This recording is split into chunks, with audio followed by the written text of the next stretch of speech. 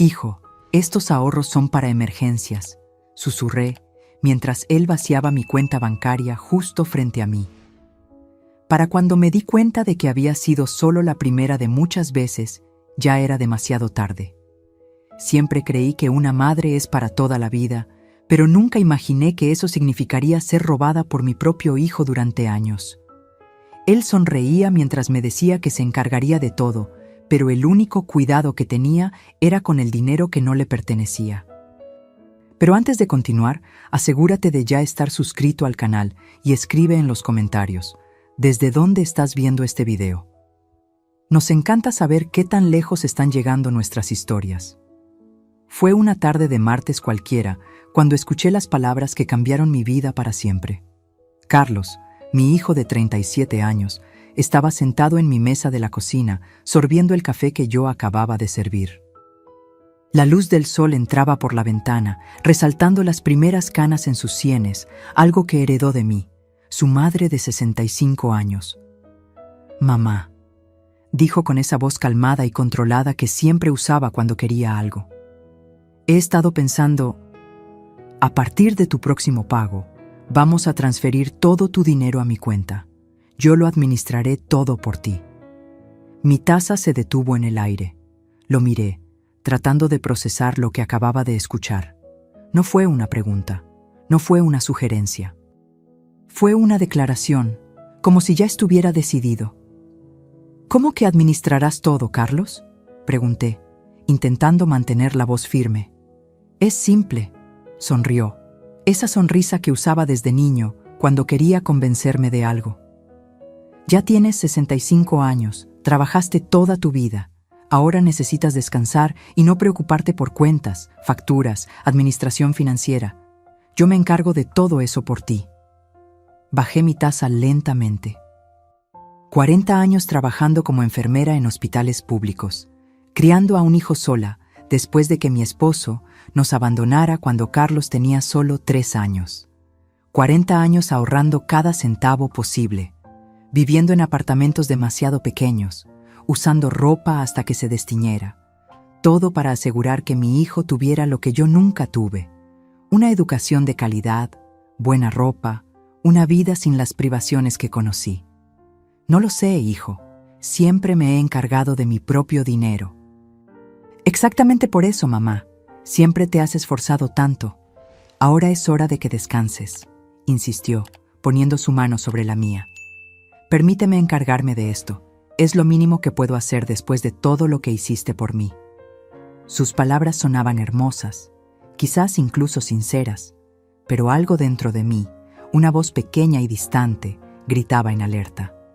¿Por qué ahora? ¿Por qué todo? Mi pensión no era grandiosa, pero había logrado juntar un buen dinero a lo largo de los años.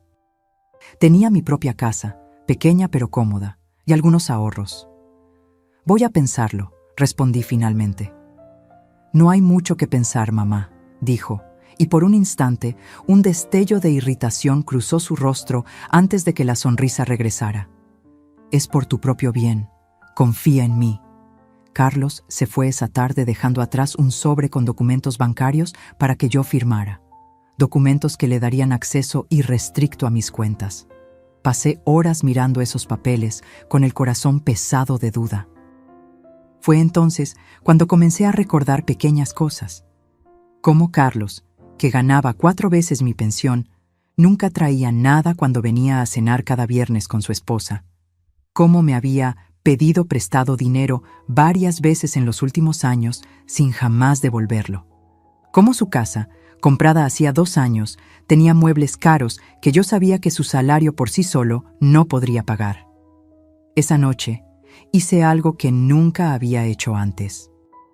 Tomé todos mis extractos bancarios de los últimos 6 meses y comencé a analizarlos línea por línea. Y allí estaba. Un retiro de 1,800 pesos, o la moneda local, en una sucursal al otro lado de la ciudad, hecho en un día que yo estaba trabajando en el hospital. Un retiro que yo jamás había hecho. Mi corazón se aceleró mientras seguía buscando. Otro retiro desconocido 2 meses antes. Una transferencia a una cuenta que no reconocía. Con las manos temblorosas, agarré mi billetera. Mi tarjeta de débito estaba allí, como siempre.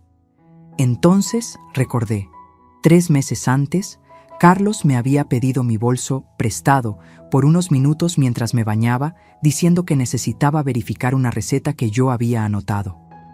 La realidad me golpeó como un puñetazo en el estómago. Mi propio hijo me estaba robando. A la mañana siguiente fui al banco tan pronto como abrió. La joven gerente, no mucho mayor que Carlos, me miró con una mezcla de compasión e incomodidad cuando le expliqué la situación. «Señora Lourdes, esto sucede más de lo que usted imagina», dijo en voz baja. «El fraude familiar es muy común, especialmente contra los adultos mayores». «¿Quiere presentar una denuncia formal?» ¿Una denuncia formal? ¿Contra mi propio hijo? ¿El niño que acuné en noches de fiebre, para quien cosí disfraces de superhéroe, que defendí ferozmente de las injusticias del mundo? No, respondí, tragando el nudo en mi garganta. Por ahora solo quiero cambiar todas mis contraseñas y solicitar nuevas tarjetas. Y dudé. Me gustaría verificar si existen otras cuentas o préstamos a mi nombre. La investigación reveló lo que más temía. Una tarjeta de crédito que yo nunca había solicitado, con una deuda de 7,500 pesos. Una cuenta de servicio de luz en una dirección que no era la mía, la dirección de la casa de Carlos. Y lo peor, un préstamo de 15,000 pesos a mi nombre, solicitado hacía un año, que había perjudicado seriamente mi historial crediticio. Salí del banco sintiéndome como si hubiera envejecido 10 años esa mañana. Caminé sin rumbo por las calles, tratando de entender cómo el niño que yo había criado, que amaba más que a mí misma, se había transformado en este extraño que robaba a su propia madre. Cuando Carlos llamó esa tarde, dejé que se fuera al buzón de voz. Su mensaje fue claro. «Mamá, pasaré por ahí esta noche a buscar los documentos firmados. Ya organicé todo para que la transferencia comience el próximo mes». Fue entonces cuando tomé mi decisión. Pasé el resto del día haciendo llamadas. A una empresa de mudanzas, a un abogado recomendado por la gerente del banco y, finalmente, a una inmobiliaria.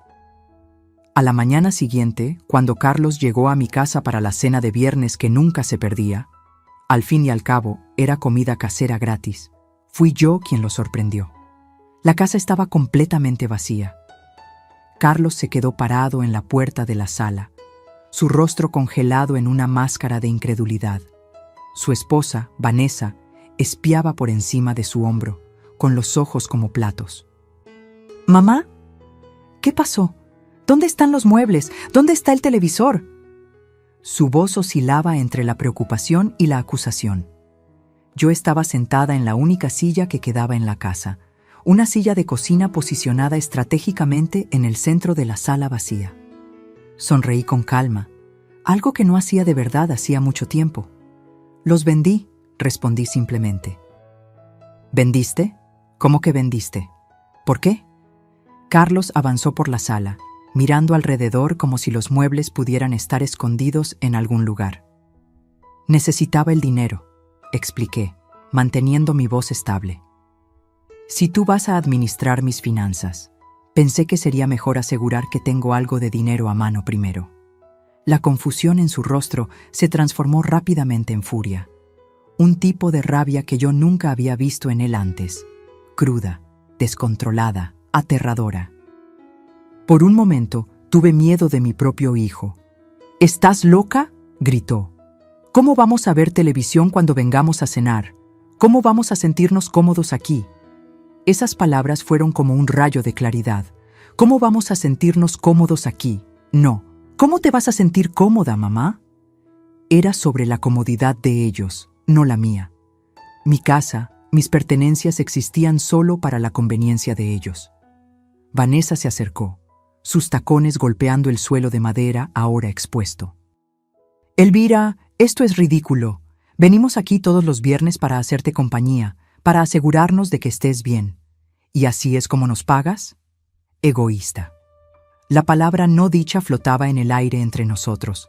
Yo, la mujer que había renunciado a tener una vida propia para que Carlos pudiera tenerlo todo. La mujer que, durante 37 años, puso sus necesidades por encima de las suyas. La mujer que había trabajado turnos dobles para pagar su universidad. Egoísta. «La cena no está lista», dije con calma. «De hecho, no hay cena hoy.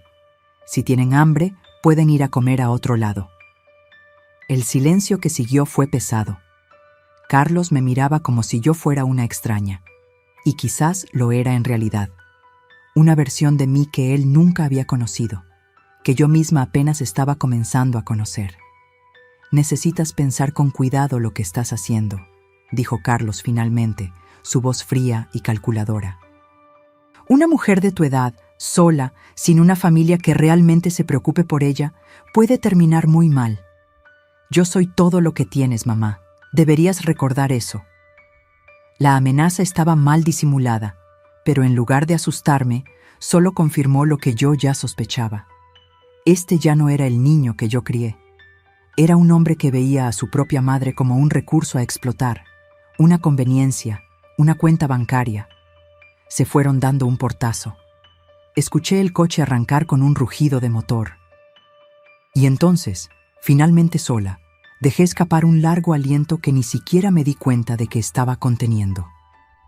En ese momento de silencio absoluto, en una casa vacía de muebles pero llena de recuerdos, comencé a entender cuán profundamente había sido traicionada. No era solo el dinero, era la confianza, el amor, la relación sagrada entre madre e hijo. A la semana siguiente, Carlos intentó llamarme varias veces. Ignoré todas las llamadas. En su lugar, seguí el consejo del abogado que había consultado. Primero, documenté todo. Cada retiro no autorizado, cada cuenta fraudulenta, cada centavo que me había sido quitado sin mi conocimiento. El total me dejó sin aliento. 32,000 pesos a lo largo de 3 años. Para algunos puede no parecer mucho, pero para mí representaba años de ahorro cuidadoso, de sacrificios diarios, de elegir entre necesidades porque no podía tenerlo todo. Mientras organizaba las pruebas, reviví nuestra historia, la mía y la de Carlos. El día en que nació, rojo y furioso, como si protestara por su llegada al mundo. Las noches en que trabajaba en el turno de la madrugada en el hospital, dejándolo con la vecina porque no tenía otra opción. El sacrificio de rechazar un segundo matrimonio porque el pretendiente no aceptaba otro hijo que criar. Los años en que compartimos un apartamento de una habitación, durmiendo en la misma cama hasta que él cumplió 8 años porque no podíamos pagar más espacio. Recordé los tenis caros que imploró en la escuela secundaria, que costaron la mitad de mi salario mensual, pero que compré porque no quería que se sintiera inferior a sus compañeros. De la universidad privada que financié con un préstamo que tardé 10 años en pagar. De los 5 años después de su graduación en que continuó viviendo conmigo, sin contribuir con un centavo, ahorrando mientras yo pagaba por todo. ¿Y cómo recompensó todos esos sacrificios? Robándome cuando comencé a envejecer, tratándome como un restaurante gratuito los viernes, planeando tomar control total de lo poco que yo había logrado guardar. Una semana después de la confrontación, Carlos apareció sin avisar. Estaba más tranquilo esta vez, con esa sonrisa ensayada que usaba cuando quería manipularme. «Mamá, vamos a hablar como adultos», dijo. «Vendiste todos los muebles por impulso. Claramente estás tomando malas decisiones. Esto solo prueba que necesitas mi ayuda». Lo miré. Realmente lo miré, como no lo hacía mucho tiempo. Vi la vanidad en sus ojos, la ropa cara, el reloj de lujo en su muñeca. Vi al hombre en que se había convertido, no gracias a mis sacrificios, sino a pesar de ellos. «Carlos», dije con calma, «sé sobre los retiros, sé sobre la tarjeta de crédito, sé sobre la cuenta de luz, lo sé todo». La sonrisa desapareció instantáneamente de su rostro. «No sé de qué estás hablando», respondió, pero su voz tembló ligeramente. «Tengo todos los documentos. Hablé con un abogado. Lo que hiciste es fraude, Carlos. Es un delito». Se puso pálido. «Tú no me harías esto. Soy tu hijo». «Sí, eres mi hijo, y por ser mi hijo, te daré una opción que tú no me diste. O me devuelves todo el dinero que me quitaste, con intereses, o voy a la policía. Su reacción fue predecible. Primero negación, luego rabia. Finalmente, cuando se dio cuenta de que yo no cedería, amenazas mal disimuladas. Te vas a arrepentir de esto. Nadie te va a creer. Van a pensar que estás senil, confundida. Sonreí, una sonrisa triste. Tengo todos los extractos, Carlos. Tengo grabaciones de mis conversaciones en el banco. Tengo pruebas documentadas de cada centavo que me quitaste. No es mi palabra contra la tuya. Eres tú contra la evidencia. Salió furioso, dando un portazo con tanta fuerza que pensé que lo rompería. Pero esta vez no me sentí culpable. No me sentí asustada. Me sentí fuerte. En los días que siguieron, Carlos inició una campaña de difamación contra mí. Publicó en las redes sociales sobre cómo su madre anciana se estaba confundiendo, cómo él estaba solo tratando de ayudar y cómo era doloroso ver a alguien que amas perdiendo la capacidad de tomar decisiones. Sus amigos e incluso algunos vecinos que lo conocían desde niño expresaron solidaridad, ofreciéndole apoyo en este momento difícil. Nadie preguntó mi versión de la historia. Fue cuando decidí que ya era hora de dejar de ser silenciosa, de dejar de ser la madre abnegada que acepta todo en nombre del amor. Era hora de luchar. El primer paso fue presentar una queja formal en el banco. El segundo, iniciar un proceso legal por fraude. Y el tercero, el más difícil, fue hacer algo que nunca imaginé que haría: exponer públicamente lo que Carlos había hecho. Mientras se enfrentaba a los procedimientos legales, transferí el dinero de la venta de los muebles a una nueva cuenta en otro banco. Alquilé un pequeño apartamento en otro barrio, lejos de Carlos y de los recuerdos dolorosos. Y, por primera vez en la vida, comencé a pensar en mí misma. ¿Qué quería para el resto de mi vida? ¿Qué tipo de futuro podría construir ahora, a los 65 años, comenzando prácticamente de cero? La respuesta llegó en un folleto en la sala de espera de la oficina del abogado. Nunca es tarde para empezar de nuevo. Era un anuncio de un programa de emprendimiento para adultos mayores. Miré ese trozo de papel colorido por un largo tiempo. Empezar de nuevo. Una palabra que nunca consideré que sería parte de mi vida a esta edad. Los 3 meses que siguieron fueron los más intensos y transformadores de mi vida. Mientras el proceso legal contra Carlos avanzaba lentamente, decidí que no esperaría parada. Si estaba comenzando una nueva fase de la vida, lo haría con propósito y determinación. Me inscribí en el programa de emprendimiento. El primer día, me senté en la última fila de una sala llena de personas de mi edad o mayores. Personas con arrugas de expresión que contaban historias de vidas completas, pero que, como yo, estaban allí porque creían que todavía había más por vivir y crear. ¿Por qué estás aquí?, preguntó el instructor, un hombre de mediana edad con entusiasmo contagioso. Cuando llegó mi turno, las palabras salieron antes de que pudiera filtrarlas. Porque descubrí que crié a un ladrón, no a un hijo. Y ahora necesito descubrir quién soy yo, además de ser su madre. Hubo un momento de silencio impactado, seguido de algo inesperado. Aplausos, miradas de comprensión, asentimientos solidarios. En ese instante me di cuenta de que no estaba sola. Muchos allí estaban comenzando de nuevo después de traiciones, pérdidas, decepciones. Durante las clases, redescubrí una pasión que había dejado dormida por décadas.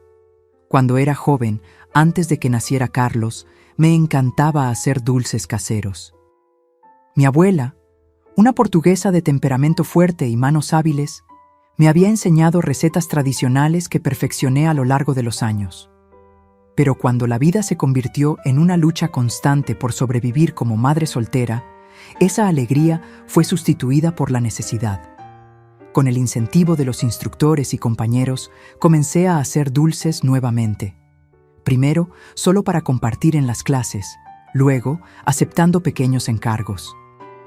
Los pasteles de nata, pequeñas tartas de crema portuguesas, trufas de chocolate, los famosos brigadeiros brasileños y flan de coco, los quindins brasileños, que salían de mis manos, eran más que postres, eran declaraciones de independencia. Cada venta, por pequeña que fuera, representaba algo que era completamente mío, algo que Carlos no podía quitarme, porque venía de mis habilidades, de mi creatividad, de mi trabajo. Mientras tanto, el proceso legal revelaba más capas de la traición de Carlos. El abogado descubrió que él había usado mi nombre como aval en un préstamo para reformar su casa, sin mi conocimiento, que había hecho compras en línea con tarjetas registradas a mi nombre, que había, sistemáticamente, abusado de mi confianza de maneras que yo ni siquiera imaginaba posibles. Las evidencias eran irrefutables, y finalmente los abogados de Carlos sugirieron un acuerdo. Él devolvería los $32. 000 pesos que me había quitado, más $10,000 por daños morales, y asumiría públicamente lo que había hecho, limpiando mi nombre e historial crediticio. Cuando recibí la noticia, estaba en la cocina comunitaria que alquilaba para hacer mis dulces a mayor escala. Mis manos estaban cubiertas de harina, y el olor a canela y limón llenaba el aire. Sentí una mezcla de alivio y tristeza. Alivio porque se haría justicia. Tristeza porque ningún valor monetario podría reparar el vínculo roto entre madre e hijo. La noche anterior a la firma del acuerdo, recibí una llamada de Carlos. Después de semanas ignorando sus intentos de contacto, decidí contestar. Su voz sonaba diferente, más baja, sin la arrogancia habitual. «Mamá, ¿podemos hablar antes de mañana? ¿Solo nosotros dos?» Dudé. Una parte de mí quería creer que estaba genuinamente arrepentido. Que el hijo que yo había criado, que amaba a pesar de todo, todavía estaba allí en algún lugar dentro de ese hombre que me había traicionado. ¿Sobre qué, Carlos? Sobre nosotros, sobre reconstruir. Sé que hice cosas terribles, pero tú eres mi madre. Siempre habrá un nosotros, ¿no es así? Cerré los ojos, sintiendo el peso de esas palabras. Durante casi 4 décadas, nosotros significó que mis necesidades venían después de las suyas, que mis sueños podían esperar, que mi vida existía en función de la suya. No, Carlos, respondí finalmente. Ya no existe un nosotros, existe tú, que necesitas lidiar con las consecuencias de tus elecciones, y existo yo, que finalmente estoy aprendiendo a vivir por mí misma. Comenzó a protestar, a rogar, a manipular como siempre hacía, pero algo había cambiado en mí. Sus palabras ya no tenían poder sobre mi corazón o mis decisiones. Mañana nos encontramos en la oficina del abogado. Buenas noches, Carlos. Colgué y volví a enrollar mis pasteles de nata. Cada movimiento metódico, estirar la masa, cortar los círculos perfectos, preparar el relleno cremoso, era una afirmación. Cada dulce finalizado era un recordatorio tangible de lo que yo podía crear con mis propias manos. A la mañana siguiente, firmé el acuerdo sin derramar una lágrima. Carlos evitó mi mirada durante toda la reunión, respondiendo solo con monosílabos cuando su abogado le hacía preguntas. Su esposa, Vanessa, no compareció. Cuando todo terminó y los abogados salieron para hacer copias de los documentos, quedamos solos en la sala de reuniones por unos minutos. Un silencio pesado flotaba entre nosotros. ¿Por qué hiciste esto, Carlos?, pregunté finalmente, no con rabia o acusación, sino con genuina curiosidad. Tenías un buen trabajo, una casa bonita, ¿por qué robar a tu propia madre? Miró hacia abajo, pasando la mano por su cabello perfectamente arreglado. No lo sé, murmuró. Al principio, fue solo una vez. Necesitaba completar el pago de la cuota inicial de la casa y estaba sin dinero. Pensé en devolverlo después, pero luego se hizo fácil. Nunca preguntabas, nunca verificabas. La cruel simplicidad de la respuesta me golpeó como una bofetada. Yo nunca preguntaba, nunca verificaba, porque confiaba en él incondicionalmente, porque era mi hijo. ¿Y las cenas de los viernes? ¿Por qué venías todas las semanas si ni siquiera te gustaba pasar tiempo conmigo? Se encogió de hombros, un gesto indiferente que me dijo todo lo que yo necesitaba saber. Era conveniente. Era gratis. Era un hábito que lo beneficiaba a él, no a mí. Cuando salí de la oficina ese día, con un cheque sustancial y la promesa de que mi nombre sería limpiado, no sentí la victoria que esperaba. Pero sentí algo igualmente poderoso: libertad. Libertad del peso de la desilusión, de la traición, de las falsas esperanzas. En los meses siguientes, mi pequeño negocio de dulces caseros creció más allá de mis expectativas. Comencé vendiendo en ferias locales, luego a cafeterías del barrio. Creé una página en las redes sociales que, sorprendentemente, ganó seguidores rápidamente, principalmente después de que una influencer local probó mis pasteles de nata y los declaró los mejores de la ciudad. Con el dinero del acuerdo y el lucro creciente de los dulces, logré comprar un pequeño apartamento en un barrio tranquilo, cerca del mar. Nada lujoso, pero completamente mío. Lo decoré con muebles sencillos pero acogedores, colores vibrantes que siempre quise usar pero nunca me permití, y una cocina equipada con todo lo que necesitaba para mi nuevo oficio. Carlos intentó contactarme algunas veces después del acuerdo. Envió regalos en mi cumpleaños, mensajes en Navidad y Año Nuevo. Respondí con cortesía distante, manteniendo una frontera clara e infranqueable. Algunos amigos y familiares no entendieron mi decisión de mantener la distancia. «Pero es tu hijo», decían con asombro. «La familia es para siempre». Yo solo sonreía y respondía: «Sí, es mi hijo, y siempre lo será. Pero amor no significa permitir el abuso, el amor también incluye respeto y límites». En una tarde de domingo, mientras organizaba un encargo especial para la boda de una clienta, recibí una visita inesperada. Vanessa estaba en mi puerta, sin Carlos, luciendo incómoda y fuera de lugar con su traje elegante en mi edificio sencillo. «¿Puedo pasar?», preguntó ella, sin el tono arrogante que yo recordaba. Dudé, pero la curiosidad fue más fuerte. La invité a la sala, le ofrecí café que ella rechazó. «Vine porque creo que deberías saber», comenzó ella, mirando sus propias manos. «Carlos y yo nos estamos separando». La noticia no me sorprendió tanto como debería. «Lo siento», respondí, porque parecía lo que se debía decir. «No lo sientas», me dio una sonrisa triste. Descubrí que no fui la única engañada. Había otras mujeres, cuentas secretas, mentiras sobre el trabajo, sobre el dinero, sobre todo. Asentí en silencio. El patrón era familiar. «Vine porque quería que supieras que tenías razón al alejarte», continuó ella. En su momento pensé que estabas siendo cruel. Que estabas exagerando, pero ahora lo entiendo. De alguna manera, ese reconocimiento de alguien que había participado en las cenas de los viernes, que me había llamado egoísta, trajo una validación que yo no sabía que necesitaba. «Gracias por decírmelo», dije sinceramente. Antes de irse, Vanessa se detuvo y miró las cajas de dulces preparadas en mi mesón. «Pareces feliz», observó. «Lo estoy», respondí, dándome cuenta de la verdad en las palabras mientras las pronunciaba. No de la manera que imaginé que estaría a los 65 años, pero lo estoy. Después de que ella se fue, volví a mi cocina y continué trabajando en los dulces para la boda. Cada movimiento era preciso, cada dulce era perfecto, como la vida que estaba construyendo. No perfecta en el sentido convencional, pero perfecta para mí.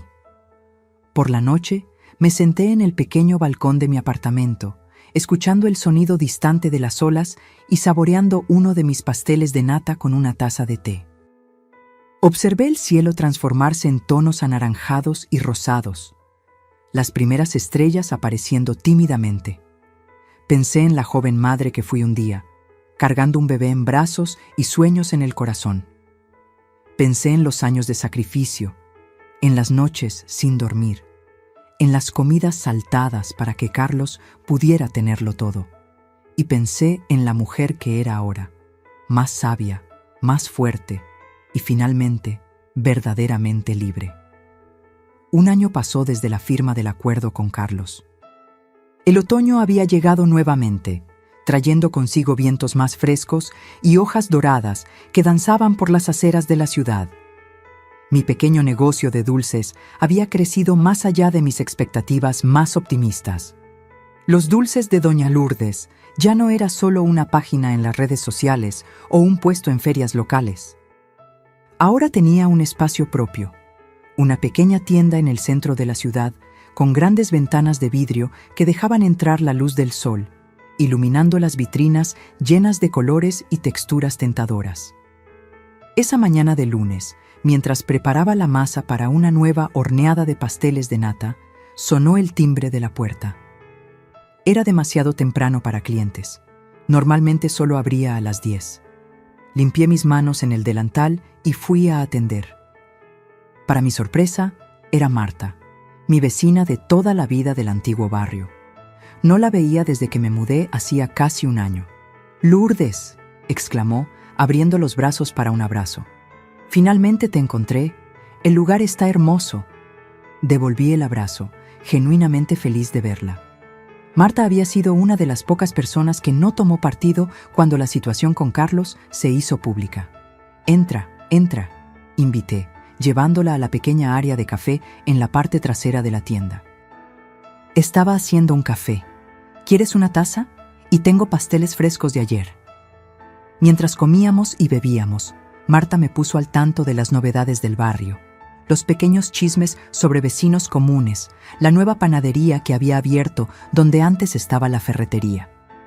Era extraño cómo ese mundo parecía simultáneamente familiar y distante, como una película que viste hace mucho tiempo y recuerdas solo vagamente. ¿Y Carlos?, preguntó finalmente, la voz bajando ligeramente. ¿Supiste? Negué con la cabeza. No mantenemos contacto, respondí honestamente. Supe por Vanessa que vendió la casa después del divorcio, se mudó a otra ciudad, comenzó un nuevo trabajo. Aparte de eso, no sé nada más. Marta asintió, comprensiva. Debe haber sido difícil, cortar contacto con tu propio hijo. Fue la decisión más difícil de mi vida, admití, mirando por la ventana a los transeúntes en la acera. Pero también fue la más necesaria. A veces necesitamos remover personas tóxicas de nuestras vidas, incluso cuando son familia.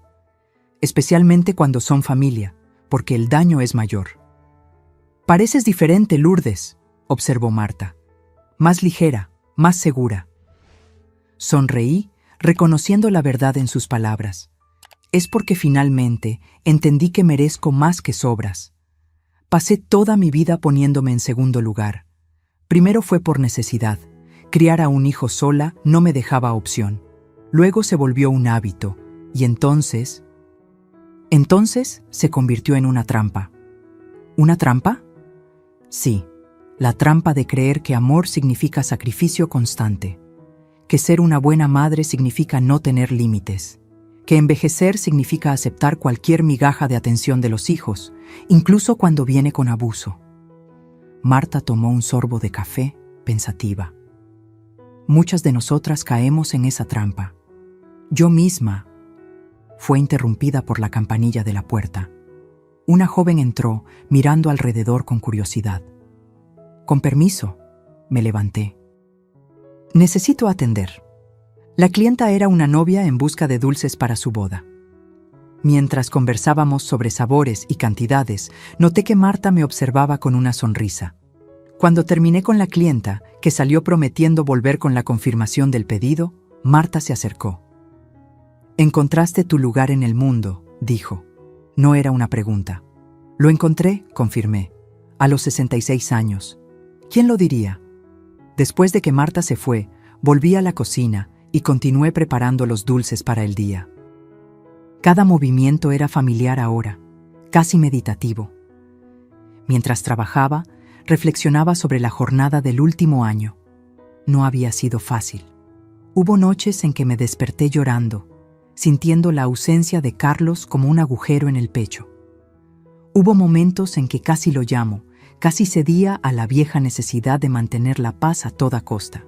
Hubo días en que me cuestioné si estaba siendo demasiado dura, si debería darle otra oportunidad, pero luego recordaba los extractos bancarios. Las cuentas fraudulentas, la frialdad calculada con que él había planeado tomar control total de mis finanzas, y la determinación regresaba. El primer mes después del acuerdo fue el más difícil. Utilicé parte del dinero para alquilar un espacio en la cocina comunitaria, donde producía mis dulces 3 veces por semana. En las primeras semanas vendía menos de lo que gastaba. Llegué a pensar que había cometido un error terrible, que era demasiado vieja para empezar de nuevo.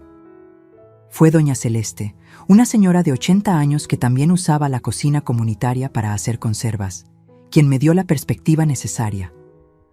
«Lourdes, ¿cuántos años tienes? ¿65?» «Pff», bufó, ajustando los lentes en la punta de la nariz. «Puedes vivir 20-30 años más. ¿Vas a pasar todo ese tiempo lamentando lo que perdiste o vas a construir algo nuevo?» Sus palabras, directas y sin romanticismo, fueron exactamente lo que necesitaba escuchar. A la semana siguiente, invertí en mejores empaques, creé tarjetas de presentación y comencé a divulgar mi trabajo más activamente. El punto de inflexión llegó cuando Teresa, dueña de una cafetería encantadora en el centro, probó mis pasteles de nata. Ella no solo hizo un pedido para su tienda, sino que me invitó a participar en un festival gastronómico local.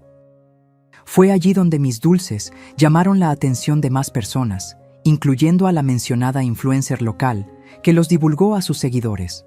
Los encargos comenzaron a llegar. Primero algunos a la semana, luego varios al día. En 6 meses logré alquilar mi propio espacio, esta pequeña tienda que ahora era mi santuario y sustento. La campanilla de la puerta me trajo de vuelta al presente. Más clientes habían llegado. La mañana se transformó en tarde, y la tarde en inicio de noche antes de que me diera cuenta. Cuando finalmente giré el letrero de abierto a cerrado, sentí el cansancio placentero de un día productivo. Volví a casa caminando, como hacía todos los días. Mi apartamento quedaba a 15 minutos de la tienda, una distancia perfecta para estirar las piernas y organizar los pensamientos. El camino pasaba por una pequeña plaza donde adultos mayores jugaban dominó y niños jugaban bajo la supervisión de niñeras y abuelos. A veces, observando a esas familias, sentía una punzada de tristeza. Me preguntaba si algún día tendría nietos, si Carlos formaría su propia familia, si algún día nos reconciliaríamos. Pero luego recordaba que la vida no sigue guiones, que a veces las historias que imaginamos para nosotros mismos necesitan ser reescritas, que no siempre los finales felices son como en los cuentos de hadas. Mi final feliz se estaba escribiendo ahora, poco a poco, día tras día. Estaba en las sonrisas de los clientes al probar mis dulces, en las amistades que hice con proveedores y otros comerciantes locales, en la libertad de tomar mis propias decisiones, grandes o pequeñas, sin tener que considerar las expectativas o manipulaciones de nadie. Al llegar a casa, encontré un sobre en el buzón. No tenía remitente, solo mi nombre y dirección en una caligrafía que reconocí inmediatamente. La letra de Carlos. Por un momento, me quedé parada en la entrada del edificio, mirando ese sobre como si fuera algo vivo y potencialmente peligroso. Una parte de mí quería romperlo sin leer. Otra parte anhelaba noticias de él, por alguna señal de verdadero arrepentimiento. Subí a mi apartamento y puse el sobre en la mesa de la cocina. Preparé un té, me di un baño, comí una comida ligera. Todo el tiempo, el sobre permanecía allí, como un visitante silencioso esperando atención. Finalmente, me senté y lo abrí. Dentro había una carta manuscrita y una foto antigua. Yo sosteniendo a Carlos bebé en brazos, sonriendo a la cámara, con esa mezcla de agotamiento y alegría que solo las madres recientes conocen. La carta era breve. Mamá, no espero perdón, ni siquiera una respuesta. Solo quería que supieras que comencé terapia hace 6 meses. Estoy tratando de entender por qué hice lo que hice, ¿Por qué lastimé a la persona que más se sacrificó por mí? El terapeuta dice que tengo un largo camino por delante, que reconstruir la confianza, si alguna vez es posible, lleva años, no meses, que primero necesito convertirme en alguien digno de confianza. Vi tu tienda en las redes sociales, parece increíble. Siempre supe que hacías los mejores dulces del mundo. Estoy orgulloso de ti, aunque no tenga el derecho de sentir esto. Carlos. Leí la carta varias veces, tratando de encontrar la manipulación oculta, la agenda secreta. Pero, sorprendentemente, no parecía haber ninguna. Ningún pedido, ningún intento de justificar, ninguna solicitud implícita de reconciliación. Guardé la carta en el cajón donde guardaba documentos importantes. No respondí. No estaba lista, tal vez nunca lo estaría, pero algo cambió esa noche. Un pequeño nudo de amargura que ni siquiera sabía que cargaba comenzó a deshacerse. No era perdón, no todavía. Era simplemente el reconocimiento de que las personas pueden cambiar, de que el futuro permanece sin escribir, de que la vida continúa sorprendiendo, incluso a los 66 años. En la primavera siguiente, mi pequeño negocio enfrentó un dilema maravilloso. Estaba creciendo demasiado rápido. Ya no podía atender todos los encargos sola, especialmente después de que comencé a proveer a 3 cafeterías y una tienda de delicatessen. Por primera vez en la vida necesitaba contratar ayuda. La idea me ponía nerviosa. Ser jefa nunca había formado parte de mi plan de vida. Como enfermera, siempre fui subordinada a médicos y supervisores. Como madre, mi papel era cuidar, no liderar. «Estás pensando demasiado», dijo Teresa durante nuestro desayuno semanal en su cafetería. Esta rutina había comenzado algunos meses atrás y se había convertido en un punto de anclaje en nuestras semanas ocupadas. Contrata a alguien.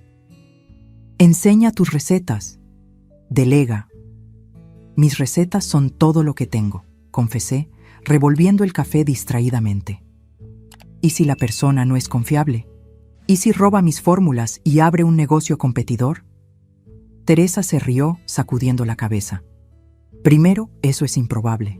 Segundo, incluso si sucede, nadie hace dulces como tú, Lourdes. Hay algo especial en tus creaciones que va más allá de las recetas. Tenía razón, por supuesto. Siempre la tenía. Teresa, con sus 50 años y 2 décadas de experiencia como empresaria, se había convertido no solo en una socia de negocios, sino en una mentora y amiga. Fue ella quien me ayudó a entender contratos, precios, gestión de inventario, aspectos del negocio que yo desconocía completamente. Días después de esa conversación, puse un pequeño anuncio en la vitrina. Se busca asistente de pastelería. Experiencia deseable pero no obligatoria. Pasión por los dulces indispensable. Entrevisté a 5 candidatas. Todas parecían adecuadas, pero algo en Juliana, una joven de 23 años recién graduada en gastronomía, me llamó la atención. Tal vez fue su entusiasmo genuino, la forma en que sus ojos brillaron al probar mis dulces, o la historia que compartió sobre aprender a hacer trufas de chocolate con su abuela cuando tenía 6 años. ¿Por qué quieres trabajar en una tienda pequeña como la mía?, le pregunté. Con tu diploma podrías intentar restaurantes más grandes, hoteles. Justamente por ser pequeña, respondió ella prontamente. Quiero aprender de alguien que pone el corazón en lo que hace. En lugares grandes, seré solo una más en la línea de producción. La contraté ese mismo día. Fue una de las mejores decisiones que he tomado. Juliana trajo más que solo ayuda práctica a la tienda. Trajo nuevas ideas, energía joven, conocimientos técnicos que complementaban mi experiencia intuitiva. Mientras yo dominaba los clásicos, pasteles de nata, flanes de coco, trufas de chocolate, ella sugirió fusiones contemporáneas y presentaciones innovadoras que atrajeron a una clientela más joven. Nuestra sociedad floreció de maneras inesperadas. Yo le enseñaba a ella los secretos de las recetas tradicionales, transmitidos por generaciones en mi familia. Ella me mostraba cómo usar las redes sociales de forma más eficaz, cómo tomar fotos que resaltaran la belleza de los dulces, ¿Cómo crear contenido que enganchara a los seguidores? Doña Lourdes, necesitamos hacer un video de usted preparando pasteles de nata, insistió ella una mañana. A la gente le encanta ver el proceso, especialmente cuando es alguien con su experiencia mostrando técnicas tradicionales. ¿Video? ¿Yo? Nadie quiere ver a una señora de cabello blanco haciendo dulces, protesté, medio riendo, medio en serio. Usted no lo entiende. Juliana sacudió la cabeza. Es exactamente eso lo que la gente quiere ver. Autenticidad, historia, técnica real. Están cansados de influencers perfectas que apenas saben romper un huevo. Reticentemente, permití que filmara. El video, editado con música suave y subtítulos explicativos, superó las 5.000 visualizaciones en 2 días. Los comentarios desbordaban de admiración, preguntas sobre técnicas y, sorprendentemente, historias personales de personas recordando a sus propias abuelas y madres en la cocina. ¿Vio? Juliana sonrió triunfante. Usted no es solo una pastelera. Es una contadora de historias a través de los dulces. Esa idea, que mis dulces eran historias, que cada receta cargaba recuerdos y tradiciones, resonó profundamente conmigo. Comencé a incluir pequeñas tarjetas con los encargos, contando el origen de cada dulce, cómo aprendía a hacerlo, qué recuerdos evocaba. A los clientes les encantó esta dimensión adicional. Muchos volvían no solo por los sabores, sino por las historias, por la conexión con algo auténtico en un mundo cada vez más artificial. 6 meses después de contratar a Juliana, expandimos el negocio. Alquilamos el espacio contiguo a la tienda original y lo transformamos en una pequeña área de café, donde los clientes podían saborear los dulces acompañados de café o té. Contratamos a 2 personas más, un joven para atender las mesas y una señora jubilada que, como yo, había encontrado en la pastelería una segunda carrera. Mi rutina cambió. Ahora, en lugar de hacer todos los dulces sola, supervisaba a un pequeño equipo. En lugar de preocuparme si tendría suficientes clientes, me preocupaba si podríamos atender a todos. En lugar del miedo al fracaso, enfrentaba el desafío del éxito. En una tarde particularmente concurrida, mientras preparábamos un gran encargo para una boda, recibí una visita inesperada. Estaba en la cocina, enseñando a la nueva empleada cómo hacer la crema perfecta para los pasteles de nata, cuando Juliana vino a llamarme. Doña Lourdes, hay un hombre preguntando por usted. Dijo que es su hijo. Mi corazón se detuvo por un instante. Habían pasado casi 2 años desde la confrontación con Carlos, 1 año y medio desde el acuerdo legal, 1 año desde su carta que nunca respondí. Dile que estoy ocupada, respondí automáticamente, la vieja cautela resurgiendo. Juliana dudó. Parece nervioso. Dijo que solo quiere 5 minutos. Respiré hondo, tratando de decidir qué hacer. Una parte de mí quería esconderse en la cocina, protegida por las ollas y los empleados. Otra parte, la más fuerte, sabía que no podía huir para siempre. Dile que lo veré en el café en 5 minutos. Usé ese tiempo para recomponerme. Me lavé las manos, me quité el delantal, me arreglé el cabello ahora completamente blanco. Me miré brevemente en el pequeño espejo del baño de los empleados. El rostro que me miraba era el de una mujer mayor. Sí, pero también más confiada, más serena que la persona que yo era 2 años atrás. Carlos estaba sentado en una mesa en la esquina, mirando nerviosamente por la ventana. Parecía más delgado, más viejo. Había algo diferente en él que no pude identificar de inmediato. «Hola, Carlos», dije, sentándome frente a él. Me miró y vi la sorpresa en sus ojos. ¿Esperaba a la madre sumisa de antes? ¿La mujer que aceptaba todo, que nunca se imponía, que vivía en función de él? «Mamá», comenzó, la voz ligeramente temblorosa. «Estás diferente». «Lo estoy», asentí. «¿Qué quieres, Carlos?» Pareció momentáneamente desconcertado por mi franqueza. El viejo Carlos habría tomado control de la conversación inmediatamente, dictado los términos, manipulado sutilmente. Este Carlos parecía inseguro. Quería verte, respondió finalmente. Saber cómo estás. El lugar es increíble. Nunca imaginé que yo sería capaz de construir algo así, completé cuando él dejó la frase en el aire. No es eso, se apresuró a decir. Es que siempre parecías tan cansada, tan resignada con la vida. Ahora pareces ¿viva? Asintió, una pequeña sonrisa en sus labios. Sí, viva. Nos quedamos en silencio por un momento. Juliana apareció, trayendo 2 tazas de café y un plato con una selección de mis dulces. Cortesía de la casa, dijo con una sonrisa, pero sus ojos me preguntaban silenciosamente si yo estaba bien. Asentí levemente.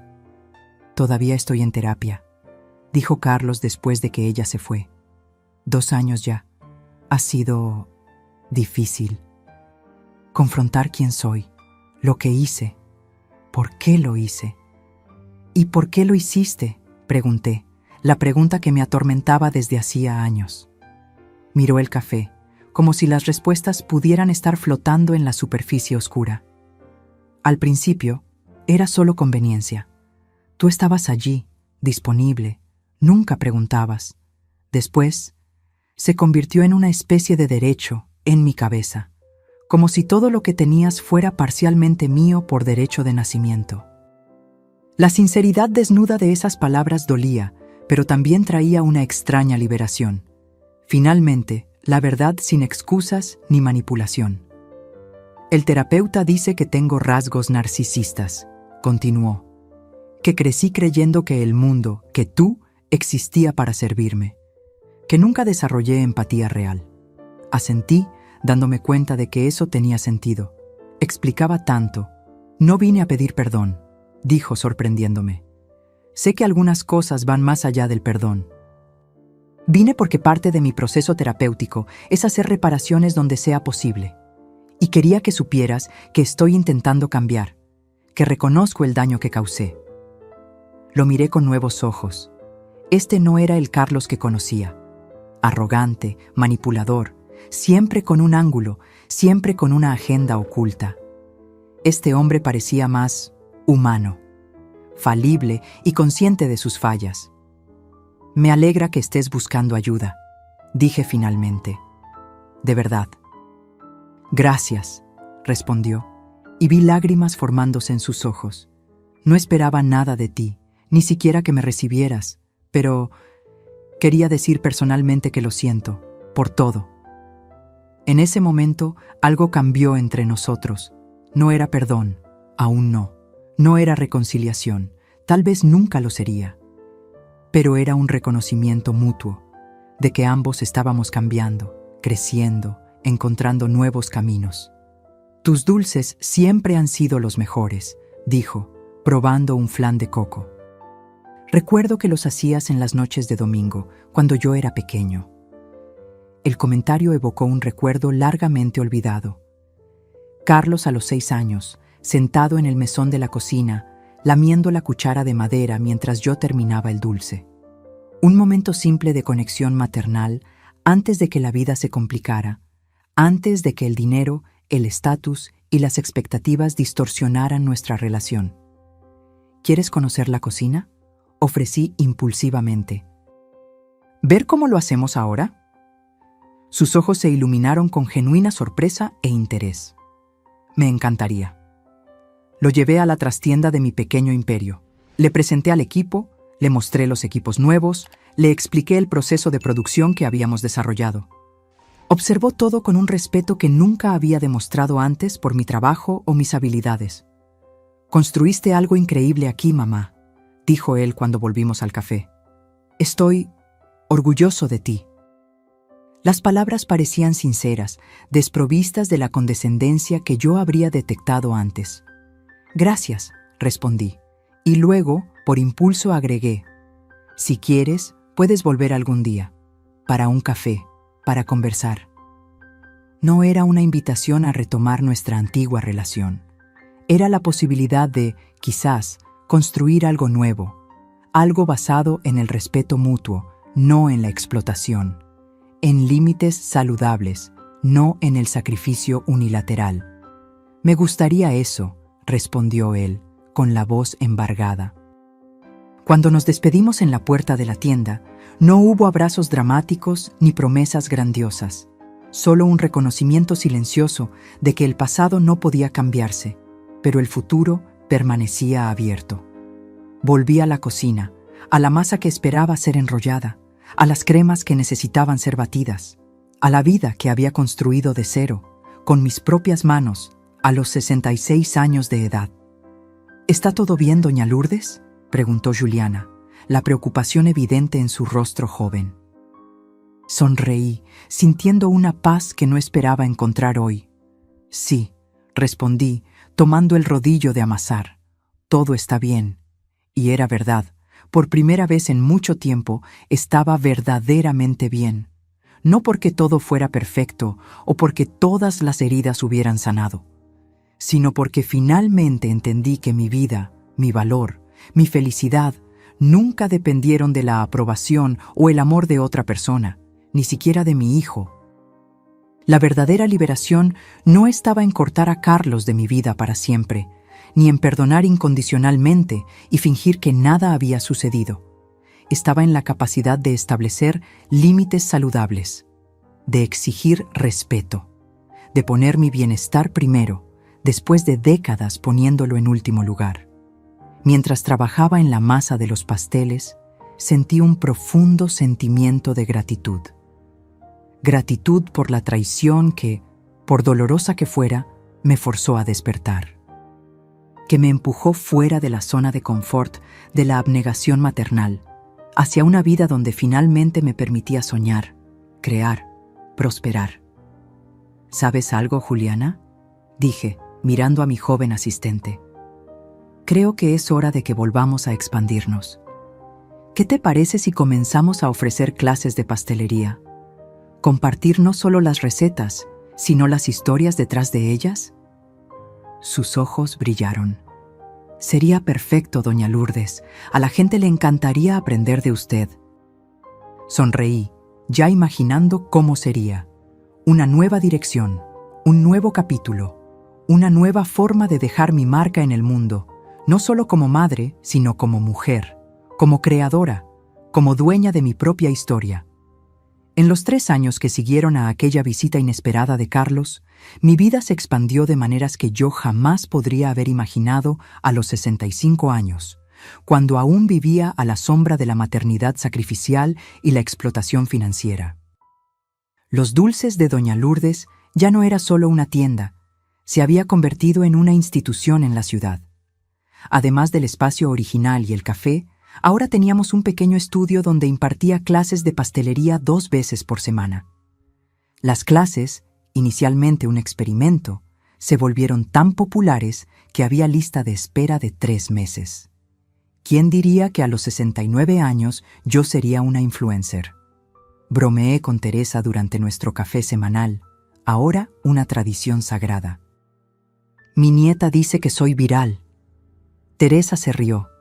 Siempre subestimas el efecto que tienes en la gente, Lourdes. No son solo los dulces lo que los atrae. Eres tú, tu historia, tu autenticidad. Nieta. La palabra todavía me sonaba extraña y maravillosa.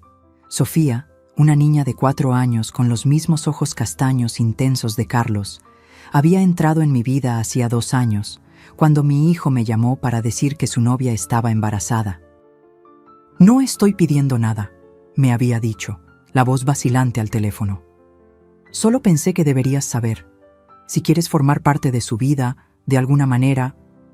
Fui a conocer a Sofía cuando tenía 3 meses.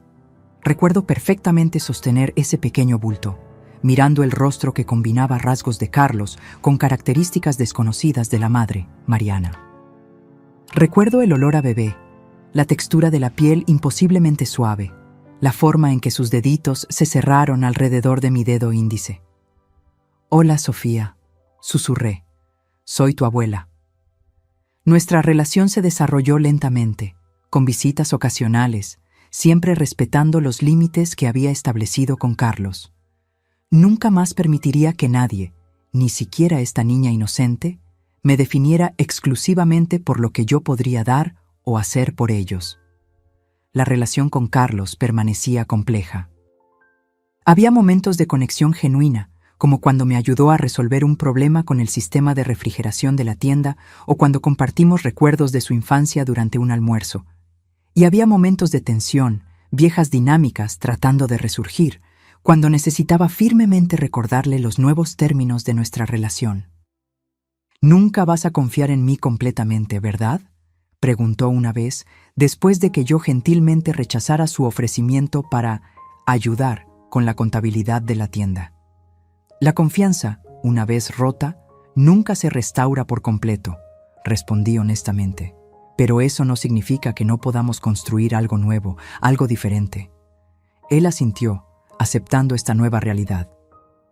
Nuestra relación ahora era como un puente cuidadosamente reconstruido después de un desastre. Funcional, pero con cicatrices visibles, con límites claros de peso y carga que podía soportar. Esa mañana de primavera, mientras conversaba con Teresa, mis pensamientos divagaron hacia el futuro. A los 69 años, enfrentaba nuevamente decisiones que nunca esperé tener que tomar. «Juliana quiere convertirse en socia», le confesé a Teresa. Presentó un plan de negocios bien detallado. Expansión a una segunda tienda, línea de productos empacados para supermercados, incluso un pequeño libro de recetas. «¿Y qué piensas tú?», preguntó Teresa, siempre directa.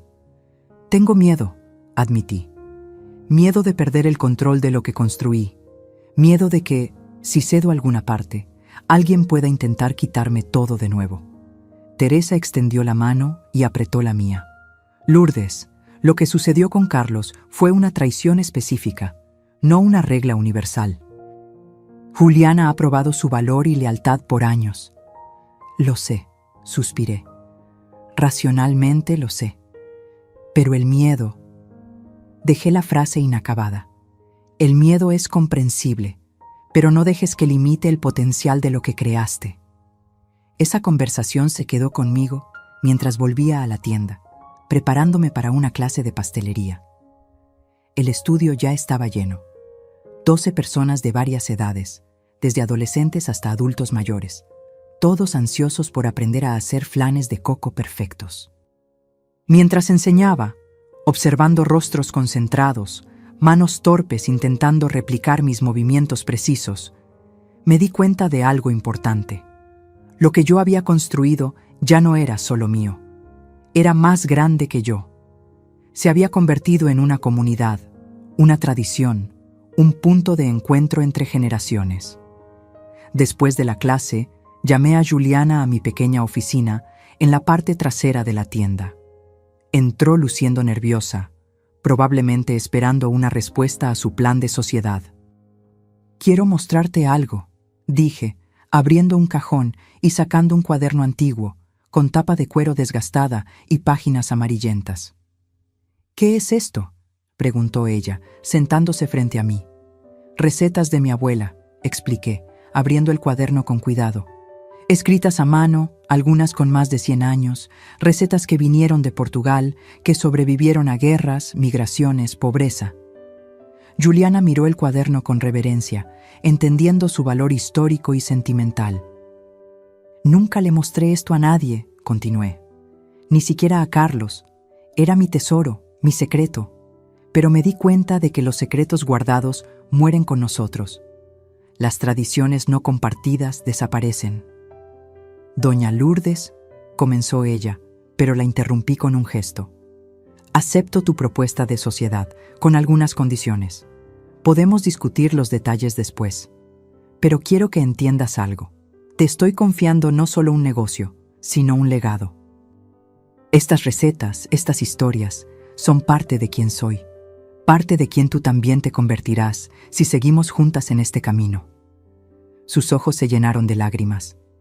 «Prometo honrar esto, prometo cuidar este legado como si fuera mío». Cuando ella salió de la oficina, me quedé sola con mis pensamientos. Acababa de tomar una decisión que cambiaría el rumbo del negocio que construí de cero. Estaba renunciando al control absoluto, confiando en alguien nuevamente. La idea todavía me asustaba, pero de una manera diferente. Era el miedo saludable que acompaña a cualquier gran cambio, no el miedo paralizante nacido del trauma.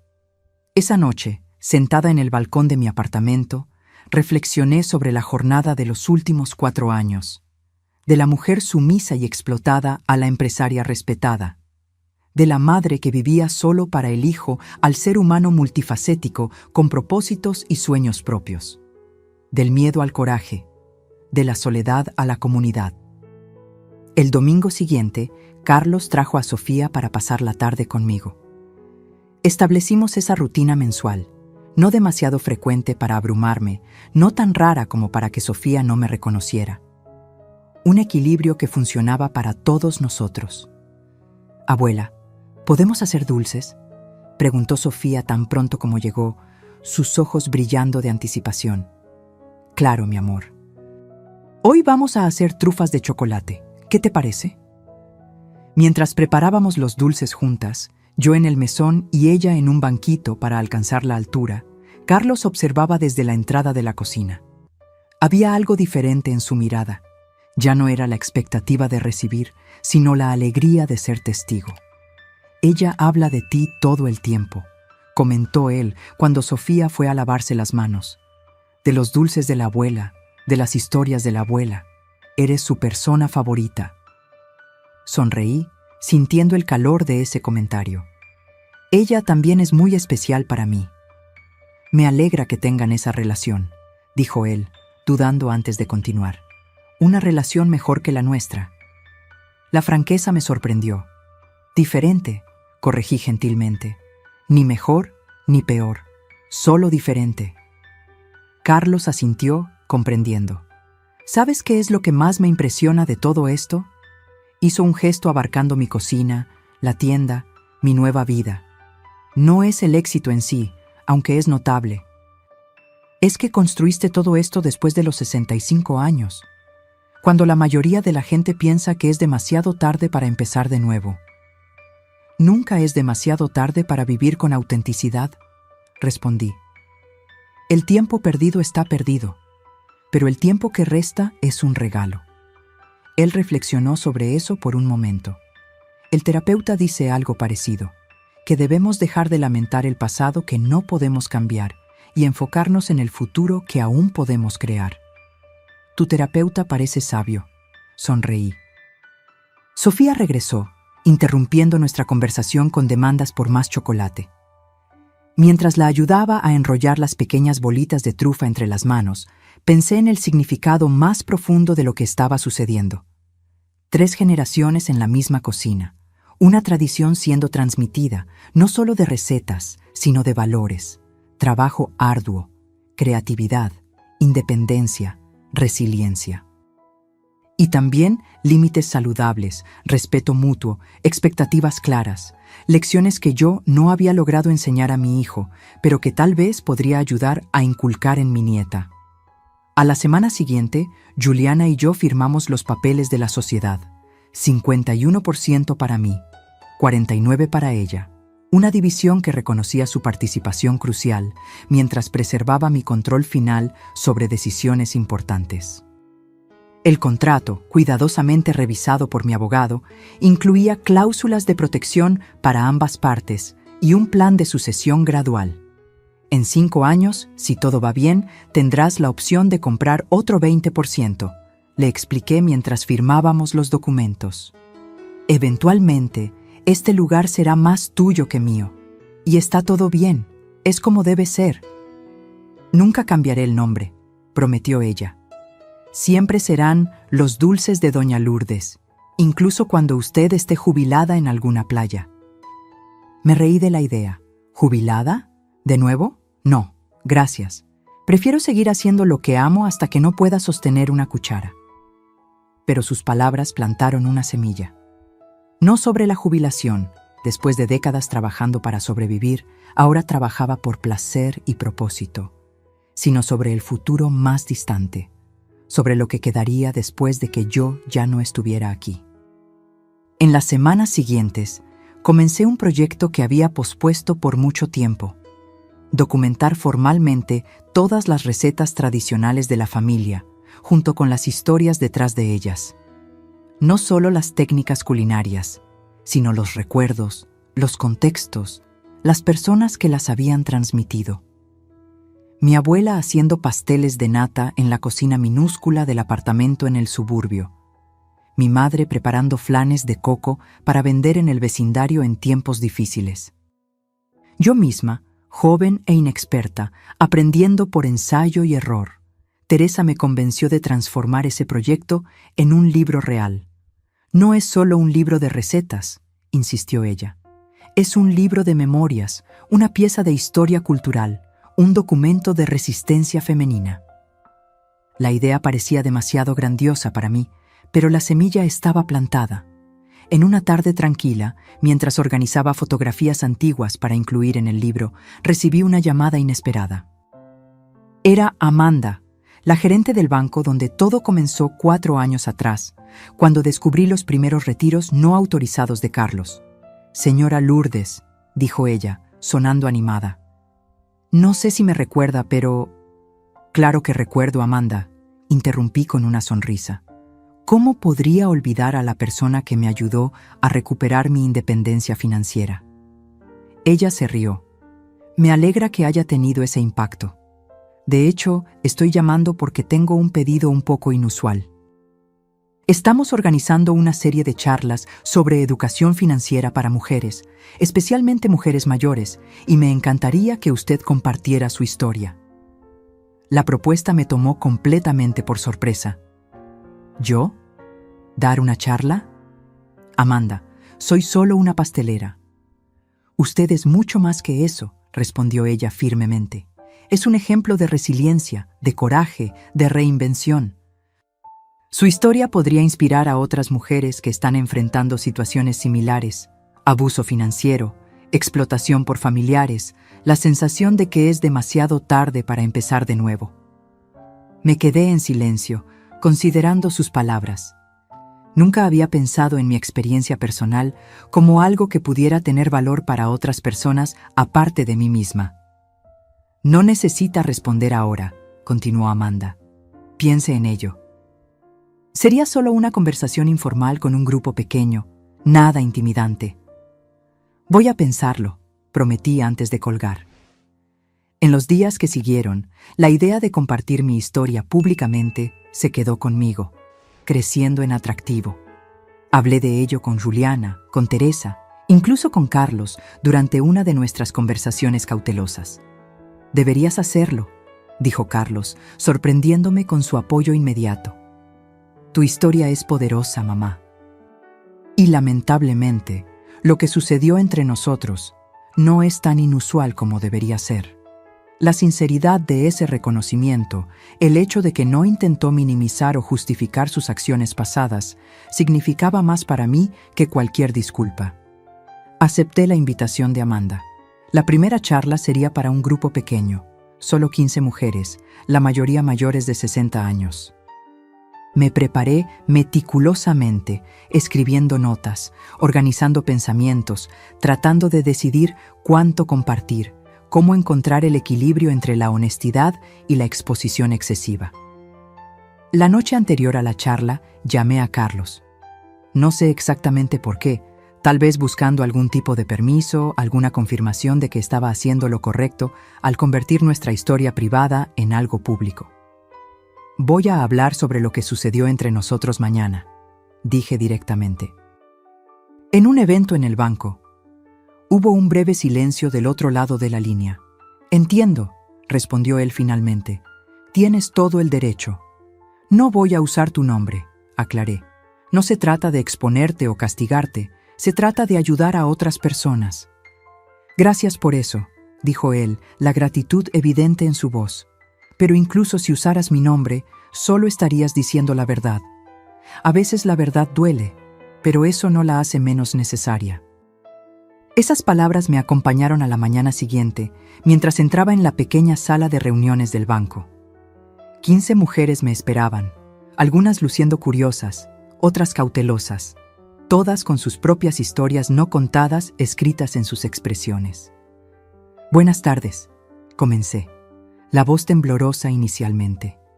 Mi nombre es Lourdes, tengo 69 años, y hace 4 años descubrí que mi hijo me estaba robando sistemáticamente. Las palabras fluyeron más fácilmente después de eso. Conté todo. Los retiros no autorizados, la tarjeta de crédito fraudulenta, el intento de tomar control total de mis finanzas. Conté sobre la venta de los muebles, la confrontación, el proceso legal. Y conté sobre el después. El comienzo de nuevo, la tienda de dulces, el redescubrimiento de propósito e identidad. Mientras hablaba, vi lágrimas en los ojos de algunas mujeres, asentimientos de reconocimiento de otras. Me di cuenta de que mi historia, por personal que fuera, era también universal. Muchas allí habían experimentado alguna versión de lo que viví, tal vez no con hijos, sino con esposos, hermanos, yernos. La dinámica era la misma, el abuso de confianza, la explotación disfrazada de cuidado, la lucha por recuperar la autonomía. Al final, una señora en la primera fila levantó la mano. Su rostro estaba marcado por décadas de vida, pero sus ojos brillaban con intensidad. ¿Cómo encontraste el coraje?, preguntó ella. ¿Cómo superaste el miedo a quedarte sola, a perder a tu hijo para siempre? La pregunta me golpeó en el alma. Era exactamente lo que yo misma habría preguntado 4 años antes, si estuviera sentada en esa sala escuchando a otra mujer contar una historia como la mía. El coraje no vino todo de una vez, respondí honestamente. Vino en pequeños pasos. Vino cuando me di cuenta de que ya estaba sola, incluso con mi hijo en mi vida. Que esa relación estaba basada en la explotación, no en el amor verdadero. Hice una pausa, buscando las palabras correctas, y en cuanto al miedo a perder a mi hijo, descubrí que lo que realmente temía perder nunca existió de la forma en que yo imaginaba. El hijo que yo creía tener, el que me amaba incondicionalmente, el que me cuidaría en la vejez, era una ilusión que yo misma había creado. Respiré hondo antes de continuar. La paradoja es que, al alejarme, al establecer límites claros, al exigir respeto, creé espacio para una relación nueva y más saludable. No con el hijo imaginario que nunca existió, sino con el hombre real que él es, con todas sus fallas y posibilidades de crecimiento. La mujer asintió lentamente, absorbiendo mis palabras. Otras manos se levantaron, otras preguntas vinieron. Me sorprendió mi propia claridad, la seguridad con que hablaba sobre temas que antes me causaban tanta vergüenza y confusión. Cuando la sesión terminó, varias mujeres se acercaron para compartir brevemente sus propias historias, para agradecer, para pedir consejos. Amanda observaba todo con una sonrisa satisfecha. «Eso fue poderoso», dijo ella cuando la última participante se fue. «Más poderoso de lo que esperaba». «¿Te importaría hacerlo de nuevo? ¿Tal vez para un grupo más grande?» La miré, sintiendo una mezcla de agotamiento emocional y profunda satisfacción. «Sí», respondí. «Creo que lo haría de nuevo». Salí del banco esa tarde con una nueva comprensión de lo que había logrado en los últimos años. No era solo un negocio próspero, una independencia financiera, una identidad renovada. Era también una voz, una historia que podía alcanzar a otras personas. Un legado que iba más allá de recetas y técnicas culinarias. En los meses que siguieron, di más charlas, en bancos, centros comunitarios, asociaciones de jubilados, siempre con el mismo mensaje central. Nunca es demasiado tarde para recuperar tu poder, para establecer límites saludables, para empezar de nuevo. El libro que había comenzado como una simple documentación de recetas familiares evolucionó a algo más amplio. Una mezcla de memorias, recetas, reflexiones sobre la maternidad, el envejecimiento y el autodescubrimiento tardío. Lecciones dulces, recetas para empezar de nuevo. Fue publicado en mi 70º cumpleaños, un regalo que me di a mí misma. El día del lanzamiento, una pequeña librería local organizó un evento. No esperaba mucho, tal vez algunos clientes fieles de la tienda, algunos amigos, Juliana y el equipo. Me quedé atónita al encontrar la librería completamente llena, con personas incluso esperando en la acera. Entre la multitud vi rostros familiares y desconocidos. Teresa estaba allí, por supuesto, junto con otros comerciantes locales que se habían convertido en amigos. Juliana y los empleados de la tienda, todos usando camisetas con el logo de los dulces de Doña Lourdes. Mujeres que habían asistido a mis charlas, algunas trayendo amigas o familiares. Y allí al fondo, casi escondido, Carlos. A su lado, Mariana sostenía a Sofía de la mano. Mi hijo no había confirmado su presencia, y su aparición inesperada me conmovió más de lo que quería admitir. Cuando llegó mi turno de hablar, miré esa sala llena de personas que, de alguna manera, se habían convertido en parte de mi historia. Personas que me ayudaron a reconstruir, que presenciaron mi transformación, que creyeron en mí cuando yo misma dudaba.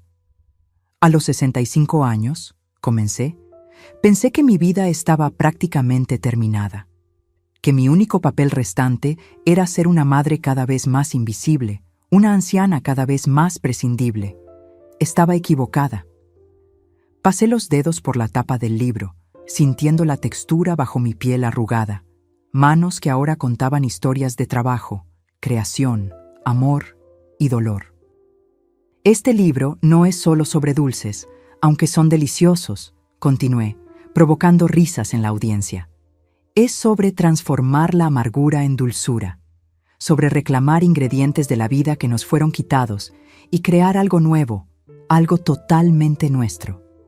Mis ojos se encontraron brevemente con los de Carlos. No había acusación en mi mirada, ni culpa en la suya, solo reconocimiento mutuo de una jornada compartida, aunque hayamos caminado por lados opuestos del camino durante mucho tiempo. A veces, las lecciones más importantes llegan tarde en la vida, continué, y a veces las mayores traiciones pueden llevar a las más profundas liberaciones. No estoy agradecida por el dolor, pero estoy agradecida por el crecimiento que vino después de él. Sofía asintió entusiastamente desde el fondo de la sala, completamente ajena al contexto más profundo de mis palabras, solo feliz de ver a su abuela siendo celebrada. Asentí de vuelta, sonriendo. Este libro es un legado, concluí. No solo para mi nieta o para futuras generaciones de mi familia, sino para cualquier persona que crea que es demasiado tarde para cambiar, para crecer, para florecer. Nunca es demasiado tarde para descubrir quién eres realmente, más allá de los roles que desempeñaste para otros. Cuando terminé de hablar, la sala estalló en aplausos. Las personas hicieron fila para que yo autografiara sus ejemplares del libro. Cada persona tenía una palabra amable, una historia personal que compartir, una conexión que establecer. Carlos esperó hasta que la fila disminuyó para acercarse, Sofía saltando a su lado. «Fue hermoso, mamá», dijo simplemente. «Estoy orgulloso de ti, de verdad». Las palabras podrían haber sonado como las antiguas manipulaciones, pero no sonaron. Había una sinceridad en su voz que no podía ser falsificada. «Gracias por venir», respondí. «Significa mucho para mí». Sofía saltó a mi regazo, pidiendo su propio libro autografiado. «Este es especial», le dije, escribiendo una dedicatoria personalizada, «para cuando seas mayor y quieras conocer mejor a tu abuela». Más tarde esa noche, después de que todos se hubieran ido, me quedé sola en la librería con el propietario, ayudando a organizar las sillas. Comentó cómo el evento había sido un éxito, cómo raramente veía a tantas personas emocionalmente involucradas en un lanzamiento. «Tocaste algo profundo en la gente», observó él. «Algo más allá de la comida o las historias familiares». Asentí, comprendiendo lo que él quería decir. Había tocado la universalidad de la lucha humana por la dignidad, por el respeto, por la autodeterminación, en la posibilidad de empezar de nuevo, sin importar la edad o las circunstancias. Al caminar a casa esa noche, bajo el cielo estrellado de la ciudad que se había vuelto verdaderamente mía, reflexioné sobre la jornada de los últimos años. De la mujer que permitió ser explotada a la mujer que ahora inspiraba a otras a liberarse, de la madre que vivía solo a través del hijo al ser humano complejo y multifacético en que me había convertido. A los 70 años, mi vida no estaba terminando, como una vez temí. Estaba floreciendo de maneras que nunca imaginé posibles. El camino no había sido fácil. El dolor de la traición, la lucha por reconstruir, las relaciones complicadas que permanecían en constante negociación, nada de eso podía ser romantizado o simplificado. Pero había belleza en esa complejidad, había sabiduría en la cicatriz, había dulzura incluso en la más amarga de las lecciones. Al llegar a casa, puse mi ejemplar personal del libro en la estantería junto a mi cama. Al lado, una foto reciente. Yo, Sofía y Carlos en la cocina de la tienda, todos con delantales y rostros sonrientes manchados de chocolate. Una nueva memoria siendo construida, un nuevo capítulo siendo escrito. No era un final feliz perfecto, como en los cuentos de hadas. Era algo más real, más valioso, un continuo comenzar de nuevo, una constante reinvención. Un legado no solo de dulces, sino de dignidad, coraje y la implacable determinación de vivir plenamente, en mis propios términos, hasta el último momento. Ahora, si te gustó esta historia, haz clic en suscribirte y dime en los comentarios, ¿qué parte te dejó boquiabierto? Y no olvides hacerte miembro para tener acceso a videos exclusivos que no publico aquí.